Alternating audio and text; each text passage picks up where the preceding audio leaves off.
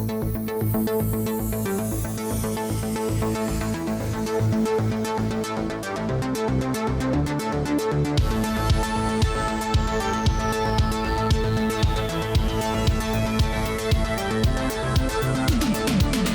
afternoon, welcome back to T3 and your tech news in 6 minutes or less. Making headlines this week. AMD put their entire leg into a dung heap at their local zoo. Intel previews their new kettle. Unreal Engine 5 makes the world drool on their keyboards. Free GTA 5 breaks the internet. And Tony Hawk Pro Skater nostalgia does an I Love You 3000.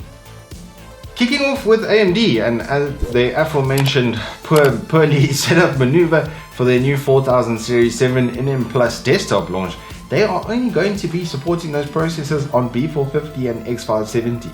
This in the face of manufacturers like MSI putting 32 meg BIOS chips on their B450 and then AMD claiming that there's just not enough space for them to put all of the Agisa versions in for all of their different processors. That controls the access to those processors or the supporting factors for that BIOS in those processors. So some manufacturers went ahead and created bigger BIOSes to that end, and now they can't actually use it.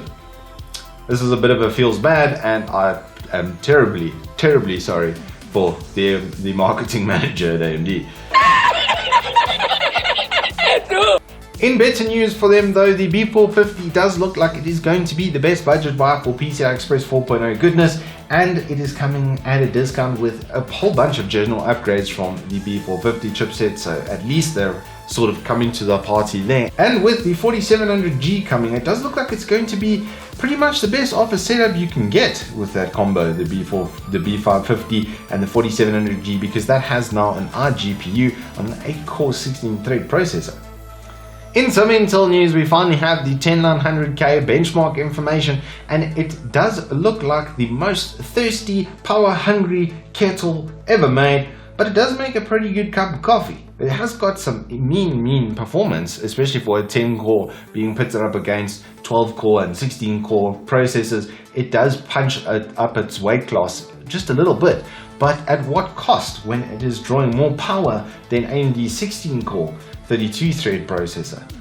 Moving on to gaming news, there was some awesome free action coming at your faces from the Epic Games Store. I'm sure you've all heard about it now, the free GTA 5 that has broken the internet over its knee, and perhaps some rumors of them doing Witcher 3 Wild Hunt for free on the store in the near future. So Epic Games is definitely trying to punch at the Steam threat or the Valve threat and take over as much as they can from their platforms. We then saw an absolutely breathtaking reveal for the Unreal 5 engine on the PS5 technology. Now, when they said that the PS5 was going to be better than the than PC at least, I had flashbacks of PS3 launch around the cell and claims of that just destroying PCs, and it just didn't. And now that I've seen this gameplay demo on the PS5, I must say it's put a little bit of doubt in my mind. Because what Unreal has basically done, or what the guys over at Epic have basically done, is they've created a system where you don't have a triangle or polygon limit in your models. So it allows you to create smoother edges without needing technology like anti-aliasing to clean it up for you, which can also lead to stunning detail, as we see in all the rock pictures and stuff around us here. Absolutely staggeringly good. Lastly, in some gaming nostalgia pangs, we did see Tony Hawk 1 and 2 get the remaster treatment, and probably one of the best ones I've seen to date. This is, if you guys are skater fans at all, you've got to go and do all the trick gaps and collect all the tapes, and you'll be doing it to some of the best gaming soundtracks ever put together. We're not worthy! We're not worthy! Unfortunately though, that is all we have time for today. So keep your lives ticking and your games wrecking. We'll see you next time.